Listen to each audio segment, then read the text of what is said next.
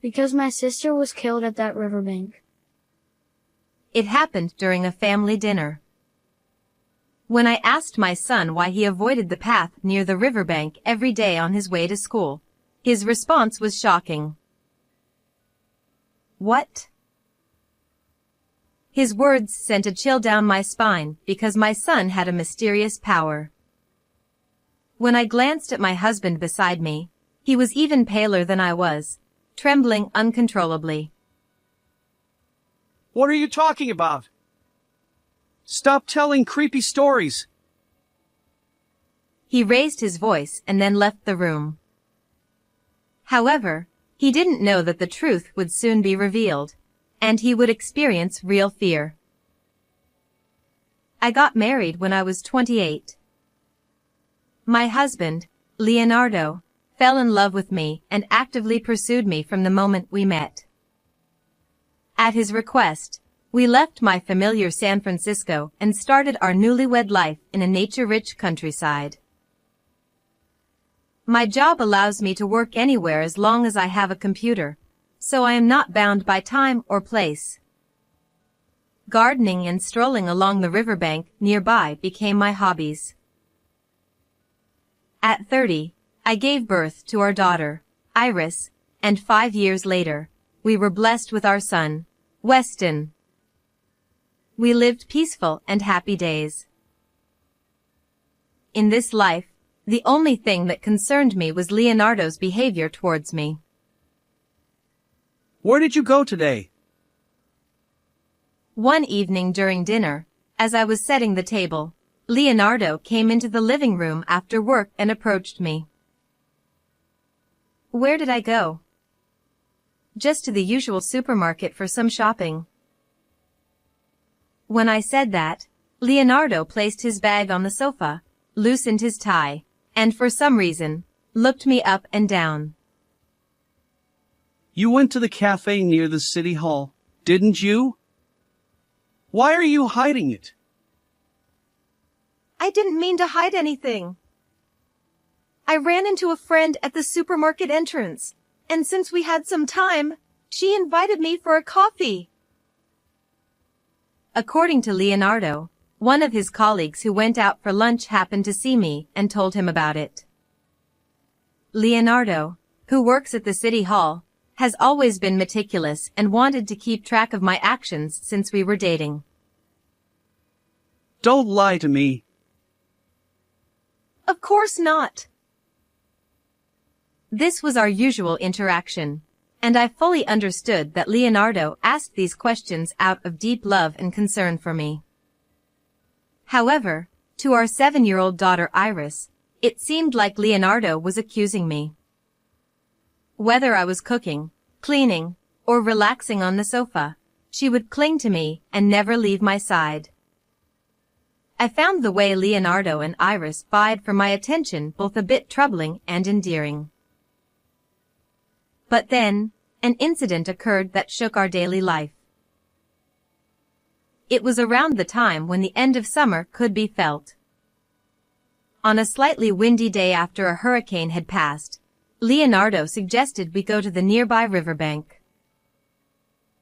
Hey, isn't it dangerous with the river still swollen? We don't have to go today. I opposed the idea, but Leonardo insisted. Today is the only day I can take off. He didn't seem to want to change his plans. And I want to get closer to Iris. Hearing that, I didn't want to miss the opportunity. I thought it was a chance to bridge the gap between Iris, who was always clinging to me, and Leonardo. I couldn't disregard Leonardo's effort to cherish family time amidst his busy work schedule. In the end, the 4 of us decided to go out together. After arriving at the riverbank, we unloaded the gear from the car. I started preparing for the barbecue with Weston, who was 2 years old, on my back. Iris helped carry the tools and food. Leonardo set up a small tent and placed our belongings inside. We'll go swimming in the river until the food is ready. He took Iris by the hand and walked towards the riverbank. However, a few minutes later, Iris is drowning. "What?" At Leonardo's scream, I dropped the skewers and tongs I was holding and ran towards the river. I reached out, and for a moment, I saw Iris's distressed face before she was quickly swallowed by the deep and complex currents of the river. I immediately ran back to the tent to call for help, searching for my phone in my bag, but I couldn't find it. "I was sure I put it here. So why?" Meanwhile, Leonardo was running along the river, chasing after Iris. I followed him, shouting Iris's name until my voice was hoarse. At that moment, I saw someone walking along the riverbank. I explained the situation and borrowed their phone to call for help. A search for Iris began immediately, but by the evening, when she was found downstream, Iris had already passed away. In just a moment, Iris's life ended. Unable to accept reality, I was in a daze, overwhelmed by the sudden loss of Iris. Leonardo, taking my place, calmly made the arrangements for Iris's funeral. I was grateful for his composure and found it reassuring, but I was in such deep despair that I couldn't even express my gratitude. I couldn't eat, and time just passed by. However, after a few days, I noticed something. Strangely, whenever I cried thinking about Iris, Weston would start crying too. And when I looked at photos of Iris with fond memories, he would be in a good mood by my side. It feels like he understands my feelings. At first, I thought it was just a coincidence, but after experiencing it several times, my sorrow began to ease just a little. I can't keep being sad forever. I have to raise Weston well, for Iris's sake too. I vowed to cherish the future I would walk with Weston. 5 years passed, and Weston was now 7 years old. One day, while the three of us were having dinner, I remembered that Weston's teacher had called earlier that day. "Weston, the school called and said you haven't been using the path near the riverbank to go to and from school. They recommend using that path, and the other roads have a lot of cars and are dangerous, so I want you to use that path." I tried to convey this as calmly as possible, without getting angry. Why don't you follow what you're told? Stop doing things that make your mother worry. You don't have to say it like that. Maybe there's a reason? I admonished Leonardo, who was glaring at Weston, and looked into Weston's face. He was a quiet and gentle boy who wouldn't break rules without a reason. Then, Weston put down the fork he was holding and looked straight at me. I don't want to pass by that riverbank because Iris was killed there. What? I was so shocked by Weston's words that I could barely respond. But Leonardo, who was next to me, turned even paler. What's wrong? You look pale. No, it's just that Weston suddenly said something creepy. Leonardo stammered as he answered. Don't say things that make me lose my appetite. He scolded Weston and went to his room, even though we were still in the middle of dinner. I felt suspicious of Leonardo's behavior. This was because I had experienced strange things before, as if Weston could foresee danger or the future. One day, while driving on our usual route, Take that way today. Weston insisted. I changed the route, puzzled, and found that the road we were supposed to take had a head-on collision between a truck and a car. If I hadn't listened to Weston, my car would have been caught in the accident.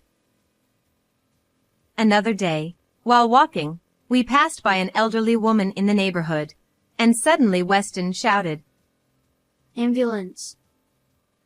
I looked around but saw no ambulance. Right after that, the elderly woman collapsed, and because I called immediately, her life was saved. Not only that, but at home, he would say things like, someone is crying, someone is looking for something, or I hear someone calling. Weston didn't say such things in front of Leonardo because he knew he would be scolded for saying unscientific things. The day after I heard the reason why Weston avoided the path near the riverbank on his way to school. I was watching Weston play with a shovel in the garden while working in the living room. He was digging around the garden, and after a while, Mom, look at this. he brought me a cookie tin that seemed to have been buried in the soil. Where did you find this? I recognized the tin. It had a flower illustration on it, and It's cute. I'll make this my treasure box. Iris had said that and cherished it.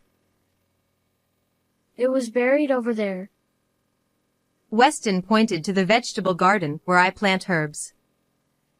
It's a place only I touch because Leonardo dislikes the smell and never goes near it. I took a deep breath to calm my racing heart and gently opened the tin. Inside, along with toy accessories, shiny stones, and letters from friends, was a letter written by Iris. This is... I was shocked by its contents and remembered what Weston had said the day before. Suddenly, I had an idea and started searching for some data on my computer. When I found what I was looking for and confirmed its contents, I was trembling with anger. That night, I asked Leonardo to make time for a talk. What is it? Why so formal? I have questions about your actions on the day Iris died. I took a deep breath and sat facing Leonardo. Do you remember what Weston said yesterday? That Iris was killed. Your face suddenly changed color then. Why? At that moment, Leonardo quickly looked away. I told you, didn't I? Weston says creepy things. It just freaked me out. Is that really true? Or were you so flustered because what he said was true? What? Suddenly, Leonardo became irritable, slammed the table, and stood up from his chair. But I gave him a cold stare. Can you still say that after seeing this? Don't lie to me. I placed the letter from Iris, which was in the tin she cherished, in front of Leonardo. It contained numerous cruel words Leonardo had said to her, such as your mother hates you and you're a nuisance. Just disappear. The content was unbearable to read. I wondered how Iris must have felt. Her newly learned English was clumsy, but the content was so inappropriate that it brought me to tears many times. However, Leonardo glanced at Iris's letter and laughed mockingly. This is just Iris's delusion. Do you have any proof that this is true? I didn't answer that and silently opened my laptop. What is this? What was displayed was footage from a dashcam. It captured Iris's last moments alive 5 years ago. We arrived at the riverbank, unloading camping gear and tents. The type of camera that could also film inside the car showed us happily preparing. Iris also went outside with her toys and drinks. After a while, only Leonardo returned to the car. He was holding my cell phone and was seen pushing it into the gap in the seat. He was also seen doing something with Iris's life jacket. When Iris was swept away, I couldn't find my cell phone to call for help because Leonardo had secretly hidden it. Moreover, he had likely tampered with the life jacket so it would come off easily. It was a planned action to drown Iris and delay the call for help. Why is footage from 5 years ago still here? I thought I deleted it. Leonardo, who hadn't expected to be confronted with such evidence, turned red with anger and shouted. I wanted to keep Iris's last moments, so I saved it on my computer. It was too painful to watch for years. But after Weston's words, I thought maybe. I kept staring at Leonardo. But the man with heavy breathing and bloodshot eyes was no longer the Leonardo I knew. She sometimes looked at people as if she could see right through them, and it was creepy. Besides, I never really wanted kids. Just having you was enough for me. Leonardo continued, saying that moving to the countryside was to cut off my relationships in San Francisco. His selfish reasoning made me tremble with anger. I am not your possession. I am a person with my own will. So was Iris. Taking a life for your selfish reasons is unforgivable. Thinking of Iris's regret, tears flowed uncontrollably. I can't live with you anymore. I'm divorcing you. That's the one thing I can't allow. I will never let you go. At that moment, Weston, who I had told to stay in another room, opened the living room door. He must have heard our shouting. Weston, get out. Go back to your room. Leonardo shouted angrily, but Weston, unafraid, stared at him intently. Dad, let Mom go. The moment Weston's quiet voice echoed in the living room, I was startled. It sounded like Iris's voice. Leonardo was also shocked, his eyes wide open. I knew you hated me. But did you hate me enough to kill me? Leonardo turned pale and began to tremble. Stop it! You drowned me in the river and thought you could stay with Mom forever? Stop it! Please! Leonardo cried out, clutching his head and collapsing to the floor, muttering repeatedly. I'm not wrong! I'm not wrong! I hugged Weston tightly. Surely, Iris was also within him. I love both Iris and Weston. I'm sorry I couldn't protect you from your father. I understand how you feel, Mom. Don't worry. But I wish we could have spent more time together. Weston said with a slight smile, his face overlapping with Iris's image. Encouraged by that smile, I turned to Leonardo. Please atone for your sins properly. And apologize to Iris. I called the police on the spot, and Leonardo, with his head hung low, was taken away. After that, Leonardo was arrested and sentenced to a long prison term for driving our child to death. I divorced him and demanded $150,000 in alimony and child support, which was paid in full from the division of property, ending my relationship with Leonardo.